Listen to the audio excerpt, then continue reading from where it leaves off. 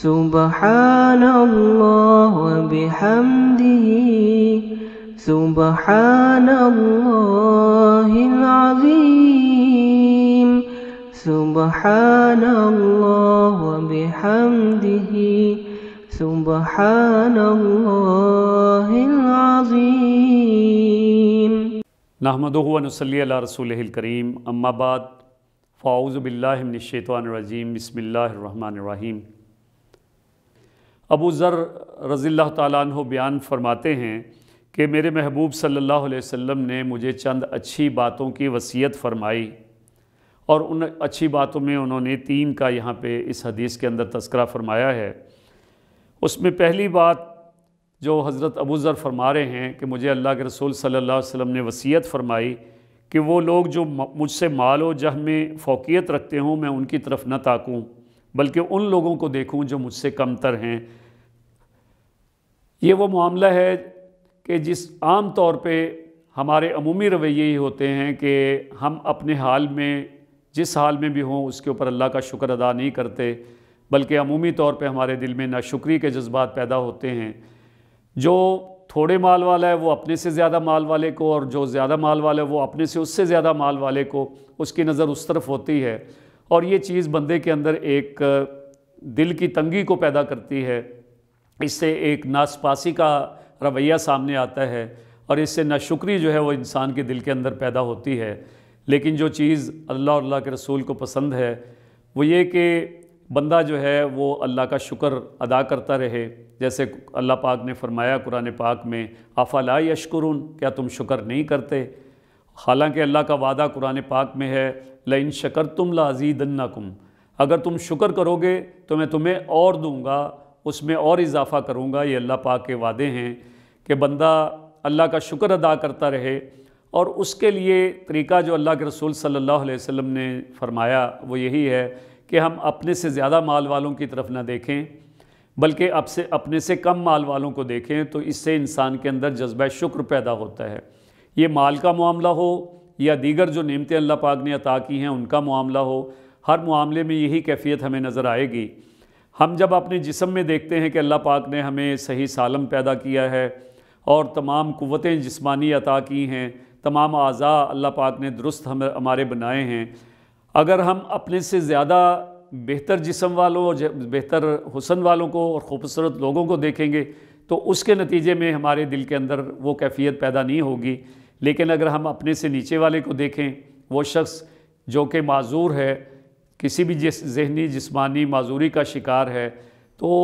اس کے اوپر ہم اپنے رب کا شکر ادا کریں تو اس کے نتیجے میں ہمارے اندر شکر کا جذبہ مزید پیدا ہوگا، اور یہی وہ جذبہ درکار ہے کہ جس کے نتیجے میں بندہ اپنے رب کو جو ہے وہ راضی کر لیتا ہے۔ اسی طرح سے اللہ کے رسول صلی اللہ علیہ وسلم نے حضرت ابو ذر رضی اللہ تعالیٰ عنہ فرماتے ہیں مجھے وصیت فرمائی کہ میں مسکینوں سے محبت کروں اور ان کے پاس جاؤں۔ ہمارا عمومی طور پہ معاملہ ہوتا ہے کہ ہمارا شادی بیاہ کا معاملہ ہو، دوست احباب کے ساتھ اٹھنے بیٹھنے کا معاملہ ہو، کسی دعوت کا معاملہ ہو، تو اس میں ہم عمراء کو تو بلاتے ہیں، اپنے سے زیادہ دولت والوں کو بلاتے ہیں، لیکن اپنے غریب اور مسکین جو رشتہ دار ہیں ان کو بھی اس میں بلانے سے گریز کرتے ہیں۔ اسی طرح سے اپنے دفاتر میں اور اپنے کاروبار میں ہمارا عمومی رویہ ہوتا ہے کہ ہم ان کو اپنے قریب نہیں پھٹکنے دیتے، لیکن اللہ کے رسول صلی اللہ علیہ وسلم یہ نصیحت فرما رہے ہیں کہ مسکینوں سے محبت کرو اور ان کو اپنے قریب بلاؤ، ان کے پاس جایا کرو، تو یقیناً اس کے نتیجے میں بھی بندے کے دل کے اندر جو ہے شکر کے جذبات اور سپاس کے جذبات جو ہیں وہ پیدا ہوتے ہیں، اور بندہ زیادہ شکر گزار بنتا ہے۔ اسی طرح سے رشتہ داروں کے حقوق کے حوالے سے اللہ کے رسول صلی اللہ علیہ وسلم نے جو وصیت حضرت ابو ذر رضی اللہ تعالیٰ عنہ کو فرمائی وہ بھی یہ تھی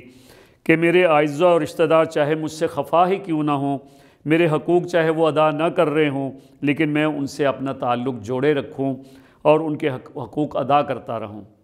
یہ معاملہ بڑا اہم بھی ہے، بہت حساس بھی ہے، اور رشتہ داری کے معاملوں میں یہ چیز جو ہے عام طور پہ خرابی کا باعث بنتی ہے، جس کی وجہ سے تعلقات میں کشیدگی آتی ہے۔ لیکن اللہ کے رسول صلی اللہ علیہ وسلم نے اس میں جو وصیت فرمائی ہے وہ یہی ہے کہ چاہے دوسرے آپ سے کٹیں، آپ کو ان سے جڑنا چاہیے۔ وہ آپ کے ساتھ تعلقات خراب کریں، آپ کی کوشش ہونی چاہیے کہ آپ تعلقات کو سنواریں، بنائیں،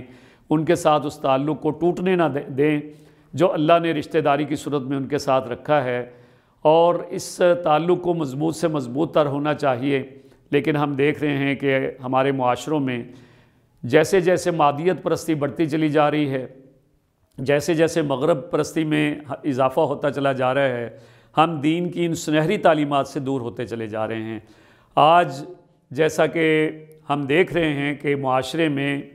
رشتہ داروں کے باہمی تعلقات جو ہیں وہ خراب سے خراب تر ہوتے چلے جا رہے ہیں، حتیٰ کہ ماں باپ کے ساتھ تعلق بھی واجبی سا ہوتا چلا جا رہا ہے،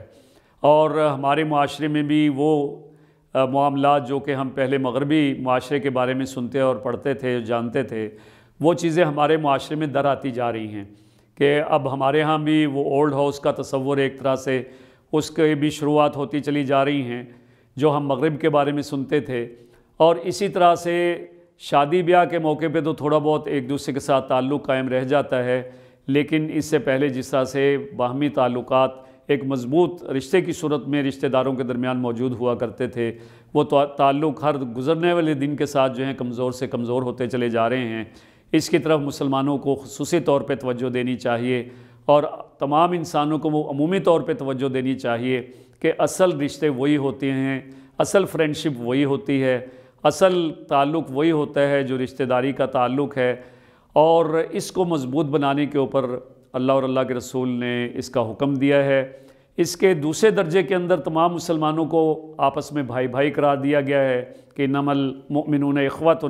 وہ بھی ایک بڑا مضبوط سہارا ہے مسلمانوں کا، ایک مسلمان کا دوسرے مسلمان کے ساتھ تعلق ہونا۔